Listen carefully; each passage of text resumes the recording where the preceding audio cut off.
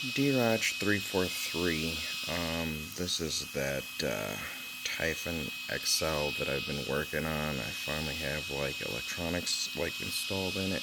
I took it outside for a quick kind of shakedown test run to see if everything was like, kind of like mounted up right and like working properly, and it was like pretty loud and sounded like it had like a tight gear mesh and everything.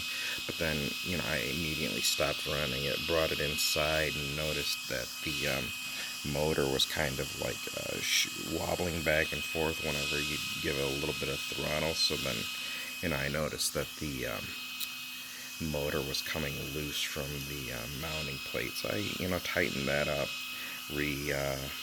did the mesh, got everything running. Uh, it didn't run long enough to like chip the gear teeth anywhere, but that's why the tight mesh sound is coming from. But you can see there is a little bit like wear there. What I wanted to check is when I kind of brought it back in and got everything set up, this is kind of like how it sounds. When it's at lower speed, that's like fine, but when you kind of give it like a little bit more, it gets really loud like that. Is that most likely because of the the nicks or whatever that I put in the gear teeth when the motor was wobbling about? Will that kind of like quiet down and even out like as the gear wears in from like that stuff, or is that just something I'm gonna have to like put up with because when the thing was wobbling about like that?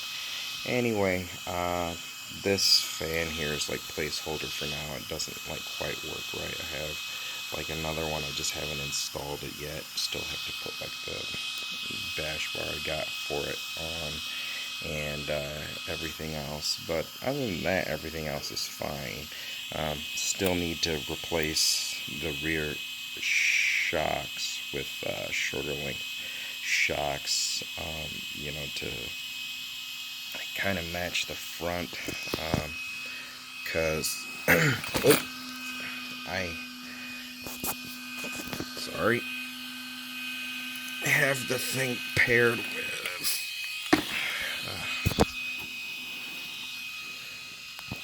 with like the Talion towers, and as you can see, the front is capable of bottoming out, but on the rear, if I did the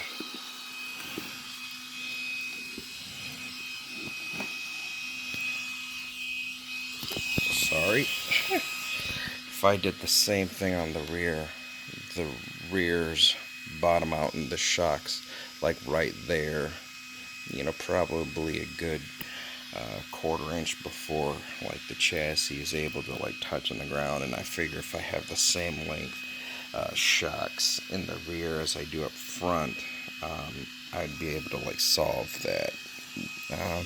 Also, I think I'm running like slightly too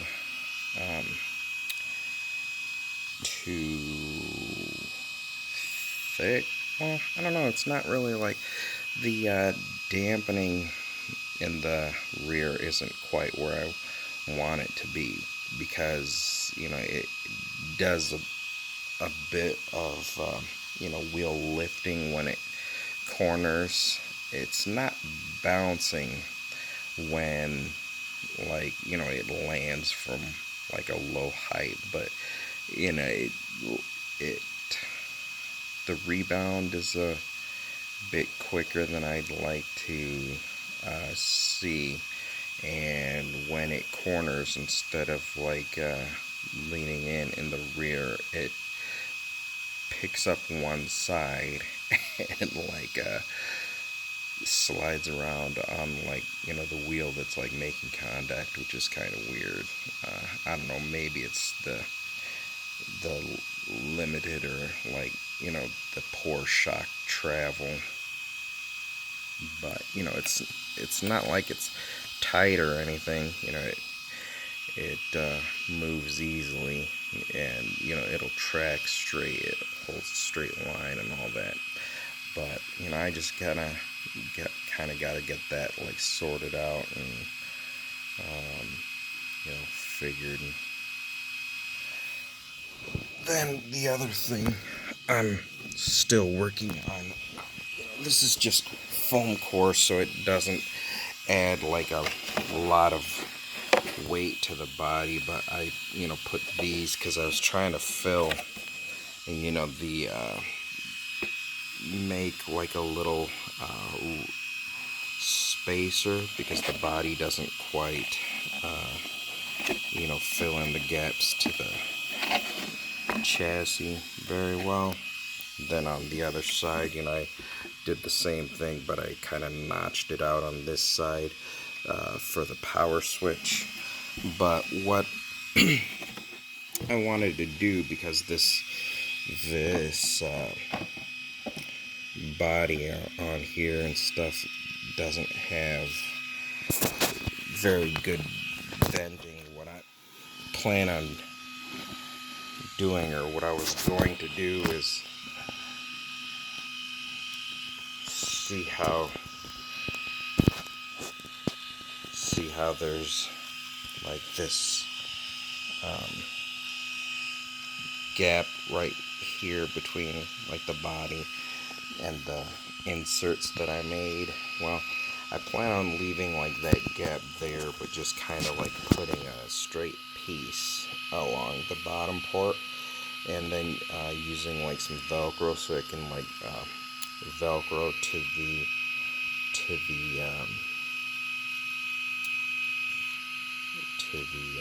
what do you call it, the little plastic guards inside, so it'll, like, you know, kind of seal up so from like the chassis to the body, it'll be like sealed up in there, and it'll just be open there. And what I want to do is, in the back here, I'm going to make like a curved channel, so that like any air that like passes into those two, I guess they'll be like ducts now. We'll be able to like make a cross breeze and get more air flowing into the inside of like the body, and keep everything cooler that way. You know, I'll still have like the fans, but I'll probably like invert the direction like of the fans, so that they act more like an extractor rather than like trying to blow air onto the electronics, because the back's all open and all the air will just easily escape out. It's not like it's gonna be parachuting or anything. So anyway, that's like my plans for it. And, you know, this is what the big Typhon looks like now, all put together, all running and stuff.